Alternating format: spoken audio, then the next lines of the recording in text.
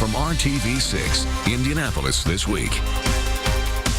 Welcome to Indianapolis This Week. I'm Katie Hines. A powerhouse in the State House retires. Senator Brandt Hershman reflects on his nearly 2 decades in the Senate and what's next. A crisis impacting kids in Indiana. The Department of Child Services faces questions during a time of transition. And Republican lawmakers are not planning to take action this session. The top Republican and Democrat in the House discuss what's next. A state lawmaker is pushing a controversial plan called Death with Dignity. The options it would offer to people with terminal illnesses up ahead. But first, a powerful state senator in charge of driving the chamber's tax and fiscal policy is officially finished. Senator Brandt Hershman resigned effective last week to take a position with Barnes and Thornburg in Washington. I asked him about what he credits as one of his biggest accomplishments in nearly 2 decades in office: telecommunications deregulation. What will the long-term impact of that be here in our state? It's an amazingly exciting time right now. That was kind of the precursor to what we're seeing right now. You're going to see more and more discussion about the Internet of Things, and that 5G wireless is one of the enabling technologies to make that happen. In short, it means using massive amounts of data to help us become more efficient, healthier, more productive in our lives in ways that we've never dreamed possible before. Indiana is well equipped to outperform in bringing in new investment to become a leader in the Internet of Things and 5G technology. I think we will outpunch our weight as a state driving investment, and I think our economy will benefit as a result. What do you see as the biggest challenge for lawmakers here in the state of Indiana when it comes to crafting that next budget next year? Well, that's a good question. I think if we look at what remains to be tackled, it's a continuing focus on education, educational outcomes, and how that leads into the prepared workforce we need for the 21st century. Governor Holcomb has focused a great deal this year on workforce development. I think that's going to be an ongoing effort. That costs money. And the second thing that is going to be a burden, both in terms of developing policy and finding funding, is trying to attack the opioid crisis. Too many Hoosiers are in the grips of drug abuse, and we need to do something to try and help break that cycle. Some local school districts and local governments are still critical of the property tax caps and the lost revenue. What would you say to them? I'd say they're wrong on a number of levels. First of all, the property tax caps primarily benefited people on fixed incomes, people who couldn't afford to have a bill coming due every year if they weren't working or if they were retired on a fixed income. Moving the school general fund to having the state pick that up and primarily fund it through income taxes, which better reflect an ability to pay, was a very solid change. And you've seen the legislature put more money into schools each and every budget cycle after the Great Recession. I think the commitment for education is there, and I think property taxes are a horrible way to fund schools. What has been the biggest challenge here? Moving Indiana forward, change is difficult, because the status quo is the devil you know, and anything that time you propose change, there's a little bit of fear involved. And so for Indiana, we were in the middle of the pack, trying to compete with other states for economic growth and educational growth in so many different areas, trying to build the coalitions necessary to try new things, whether it was right to work or telco dereg or energy policy or improving our tax climate. All of those things are paying dividends today. They didn't happen overnight. They were challenging debates, very difficult things to bring people together on, but we were successful in ways that much of the rest of the country has not been successful. You authored the amendment to repeal the Religious Freedom Restoration Act. Do you have any regrets about wading into that issue? No, if you aren't willing to discuss tough issues, you shouldn't be here. And there were thoughtful views on both sides of that. We worked very hard to try and bring together a consensus on those issues. And it's very difficult when you have polar opposites in special interest lobbies who feel very strongly with each of their respective views and trying to bring them together, but that's our job. And so I think we were able to work things out in a productive way. Many other states have continued to struggle with these issues. The legislature doesn't make the culture, it reflects the culture. Any type of arguments that we're having in the State House are reflective of the kind of issues that people are struggling to come to grips with within our society. So it's worthwhile for us to get these things out, have a public debate, and try and find collaborative solutions that respect everyone. Another major player in the legislature is leaving the General Assembly. State Representative Bill Friend announced on Friday he'll retire after his term ends this year. Friend is finishing his 26th year in the House. He tells me that he wants to straighten out the issue of CBD oil during his final session. Friend is at least the 11th state lawmaker to resign or signal the intent to do so this year. He joins Representatives Linda Lawson, Scott Pilath, Charlie Brown, Clyde Kersey, Steve Stemler, Tom Washburn, and Kathy Richardson, along with Senators Brandt Hershman, Luke Kenley, and Jim Smith. It's a crisis impacting kids here in Indiana. The Department of Child Services in turmoil during a time of transition. Republicans in the Indiana legislature said this week they do not plan to take any action during the 2018 session to address DCS. The agency's problems came to light publicly when its director resigned last month. In a scathing public letter, Mary Beth Bonaventura, the former director, accused Governor Eric Holcomb of making cuts to DCS that, quote, all but ensure children will die. Democrats say they want public hearings, but Republican leaders are waiting for completion of an outside review. House Speaker Brian Bosma explains to me why he thinks that review has to happen before any kind of legislation is crafted. The figures that we have been given is that we have twice as many children in our state welfare program as Ohio or Illinois. In fact, we have more than the two combined. Something's up with that. In addition, we spend almost twice what our surrounding states spend on those children in the welfare system. So we need a top to bottom look, and I think all the digging I've done is the consultants that the governor has retained to do this top to bottom look and that are on site currently is the best group to do it. So I know there was a call yesterday for legislative investigation, in quotes. That's not really how we conduct ourselves here. We will work closely with the administration, and I've encouraged Representative Gooden and Lannon also to do the same, to bring everyone together to assess the situation, see where we're doing things well and where we're not doing them well. And that call for an investigation coming from House Democratic leader Terry Gooden. He tells me he sees this issue a lot differently. All about doing a thorough investigation, and I will go on the record as saying I support a very thorough investigation, and unfortunately this is a short session, so we are somewhat constrained on time. But I think what's more important is the fact that the legislature should be involved in some way, shape, or form in that investigation. The executive branch is the one pursuing the investigation, but I've reached out and want to reach out to Governor Holcomb and say that the legislative branch needs to be a part of that, because the legislative branch is an equal branch of government, and on the super side of that is the legislature is actually the agency that appropriates the money that DCS runs on and operates from. So I think to leave the legislative side of government out of an investigation and the opportunity to participate in that investigation is probably going in the wrong direction. And this is an issue that we will continue to follow closely, not only this session, but throughout the year. A Democratic lawmaker wants Indiana to be the next state to allow the terminally ill to die with dignity. Representative Matt Pierce introduced a bill that would legalize physician-assisted suicide. It isn't the first time he's tried for the legislation. The proposal is similar to one he authored a year ago that failed in committee. One supporter of the idea is Corey Poland from Brownsburg. He's been diagnosed with ALS, a terminal neurological disease with no cure. He stated his case for why he thinks this bill could benefit some suffering from terminal illnesses. Timothy McVeigh, who killed 168 people and injured over 600 in the Oklahoma City bombing, was put to death compassionately in this state. Why did he get to die compassionately? Yet Indiana wants me to have a torturous death in front of my children and my sweetheart. checks to the process if the bill becomes law. Anybody wanting the medication to die would have to file a written request and have 2 disinterested witnesses, not family members, attest to the fact that they aren't being coerced into the decision.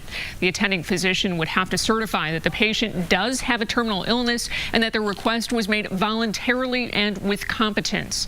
The physician would also be required to provide alternatives to the patient, like pain management or hospice care. The physician also has the option of referring the patient to counseling. Then the patient must wait 15 days and fill out another written request. A second physician must also be consulted.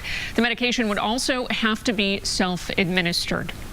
A focus for members of both parties is combating the opioid epidemic here in Indiana. State lawmakers will be debating several Senate bills. One would require coroners to track the drugs that are involved in overdose deaths. The idea is to get a better snapshot of the drugs that are claiming lives to try to figure out how to curb the problem. Marion County Chief Deputy Coroner Alfie Ballou says she's watched the number of drug overdose deaths steadily climb in the last 4 years. She adds that reports are showing a growing number of fentanyl cases. That's what Senator Jim Merritt hopes to pinpoint statewide. He's proposing a bill that would require county coroners to conduct screens in any suspected overdose, to nail down the drugs that are involved and report the results to the State Department of Health. Unfortunately, the coroner's offices are the first line of notification that there's a problem. Back in 2014, is when I noticed that there was a problem, and I alerted the authorities that something is happening. We have multiple deaths related to drug overdoses. Cost is a factor, with certain drug screenings costing an additional $100 to $150 per case in Marion County. Merritt says he's hoping to set the framework for tackling the problem this year, but admits no changes will likely take effect until 2019, when lawmakers have their first chance to include additional funds in a new state budget. Local veterans continue their push to legalize medical marijuana. They're rallying in support of Representative Jim Lucas's bill filed this week. Veterans suffer from a lot of chronic conditions, a lot of pain, a lot of mental anguish and anxieties, and it has been shown to be beneficial for folks in these other states where cannabis is legal. She has epilepsy and has been using CBD oil for treatment, and we want to continue using it because it works. Our neurologist recommends it, and the state of Indiana shouldn't have any say as to how I treat my daughter's medical condition. No word yet on the timing for a possible hearing on that proposal.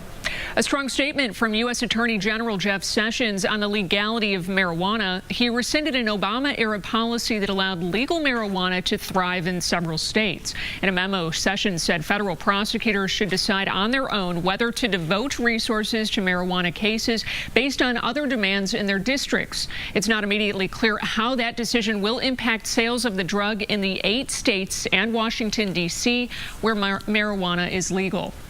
Tensions are rising between the United States and North Korea. That after controversial comments by North Korean leader Kim Jong-un and President Donald Trump.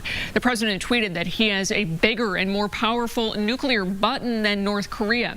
That was in response to Kim Jong-un's New Year's address, in which he repeated nuclear threats against the U.S. and said he has a nuclear button on his office desk. Coming up, the new book about President Trump's first year in office now out. Publishers released Fire and Fury 4 days early after the president sent a cease and desist order to the author, demanding that he immediately halt the release of the book. In the book, former White House chief strategist Steve Bannon reportedly called the 2016 meeting between campaign officials and a Russian lawyer treasonous. The book is critical of the Trump administration. Up next, our political insiders join us talking about the DCS crisis, the Death with Dignity proposal, and the new controversial book, Fire and Fury. Cancer Alone. Tickets now on sale. Welcome back. We're joined by our political insiders, conservative Abdul Hakim Shabazz and Democrat Kip Tu. Thanks for being here. You know, legislative session, we just learned on Friday morning that Representative Bill Friend is the latest to say that he's not seeking re-election. What is this session going to be like? What is the 2019 budget session going to be like without him, Hershman, Kenley, and about 7 or 8 others? Well, about every 10 years or so, you get these sort of turns over. You get these sort of lions, you know, of the legislature who leave, and then the young people come over and take over. I mean, a lot of people forget that there was another gentleman who used to have the job, it was appropriations chair before Kenley and Brandt Hershman did, but, you know, as the speaker said the other day, the grapes are full of folks who thought they were indispensable. No one's indispensable. These gentlemen have all served well. They've all served their time, but they're all ready to go do something else. Well, it's obviously going to be a different dynamic, and new people are going to have to step up. It's, the history of the state of Indiana has had people stepping up and doing different things. I think it's more an indication of the people are getting tired of all the discontent in politics, and I think politicians themselves are feeling a lot of that. They've had enough themselves of dealing with this anger and discord. But that's more. I would say that's more of a Washington D.C. And you and I both spent a lot of time in the State House. I mean, that rancor and discourse that you see and you hear about in D.C. does not exist in the Indiana legislature. Here, I really do think. Excuse me. You just had gentlemen. I was talking more about what their constituents, what they're hearing when they go home, the anger that they get in town hall meetings and those types of things. So I think you're right. Is with respect to how Congress gets along, it's much worse than it is at the General Assembly. But I think politicians are feeling the heat from their constituents. Abdul, you've brought this question up to legislative leaders, but we've seen bills filed that would ban abortion, that would legalize assisted suicide.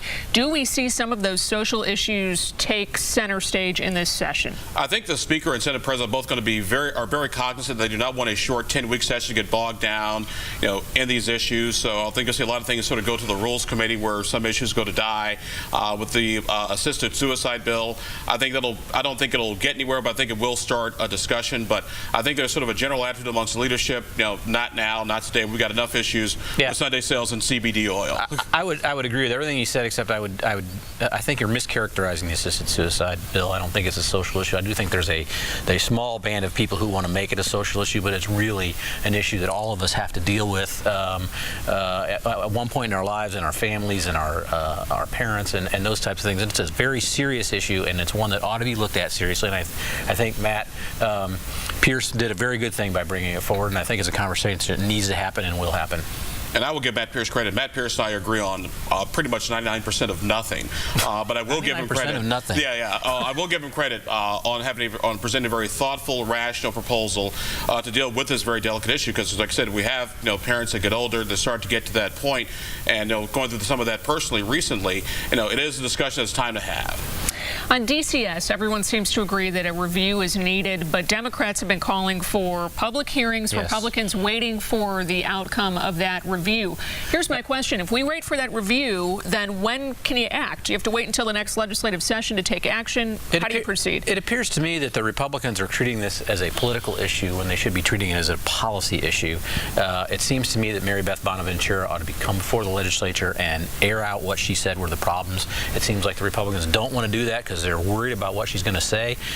Certainly the Republicans in the legislature I don't think should be feeling the heat on this. They should want the light to come forward so that we're saving kids' lives. It doesn't make sense to me how they're reacting other than they're afraid of the politics of it when they should be worried about the policy. It's funny because I was just going to say the opposite. I think it's the Democrats who are playing politics because while it's in the headlines, they sort of strike while the iron's hot. While the governor said, hey, let's have an audit, a performance audit of the agency by people who do this for a living, professionally, well-respected, get the results back, because the governor can always call back a special session, and lawmakers can already have hearings once the report is done. I mean, to do what these guys want to do, you would do it haphazardly, and people do a lot of grandstanding, wave a lot of papers to get a lot of TV cameras, and nothing would happen. The governor and the Republicans are doing this the right way.